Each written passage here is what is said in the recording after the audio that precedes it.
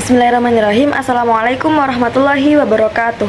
Perkenalkan, nama saya Diana Tikotus Salma dari NIM 24110101049 dari absen 1 kelas A2 Prodi Pendidikan Agama Islam.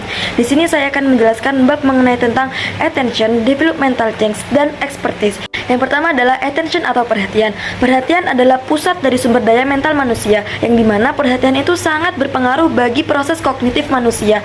Apabila proses kognitif manusia itu meningkat, maka meningkatlah pula kualitas pekerjaan yang akan dihasilkan oleh manusia. Menurut psikologi, perhatian dibagi menjadi 4. Yang pertama adalah selective attention, yang kedua adalah divided attention, yang ketiga adalah sustained attention, yang keempat adalah executive attention. Yang pertama adalah selective attention. Selective attention adalah perhatian yang hanya berfokus kepada satu aspek yang menurutnya relevan dan mengabaikan aspek lain yang kurang relevan. Contohnya ketika kita berada di dalam kajian yang di situ banyak sekali orang yang datang, kemudian kita hanya berfokus pada satu pemateri yang ada di depan dan mendengarkan dengan seksama apa yang dikajinya.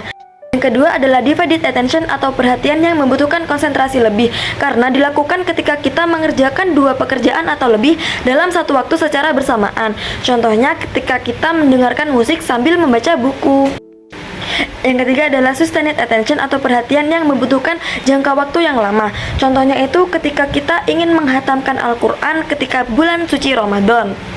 Kemudian yang keempat adalah executive attention. Perhatian ini membutuhkan perencanaan serta memantau kemajuan dan bagaimana cara kita mengatasi keadaan yang sulit. Contohnya itu ketika kita mendapatkan tugas yang menurut kita sangat sulit. Kemudian bab yang kedua adalah developmental change atau perubahan perkembangan. Perubahan perkembangan di sini adalah peningkatan proses kognitif maupun perhatian pada anak yang bertujuan untuk memenuhi kebutuhannya di masa depan. Contohnya itu seiring anak-anak tumbuh dewasa, maka proses kognitif dan perhatiannya itu pun meningkat. Proses peningkatan kognitif serta perhatian manusia itu dapat kita lihat ketika bagaimana kita membandingkan kualitas karangan cerita dari anak sekolah dasar dengan anak sekolah menengah ke atas. Kemudian yang terakhir adalah expertise atau keahlian. Keahlian adalah kemampuan untuk mengingat informasi yang baru mengenai tentang objek yang sudah kita ketahui sebelumnya. Contohnya itu ketika kita bepergian ke suatu wisata yang sudah kita pergi sebelumnya, kemudian kita pergi lagi ketika wisata tersebut sudah direnovasi.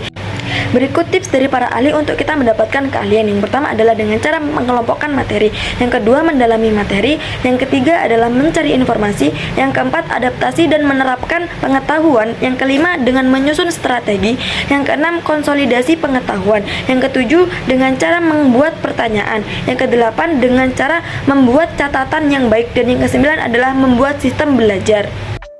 Cukup sekian dari saya, terima kasih. Wassalamualaikum warahmatullahi wabarakatuh.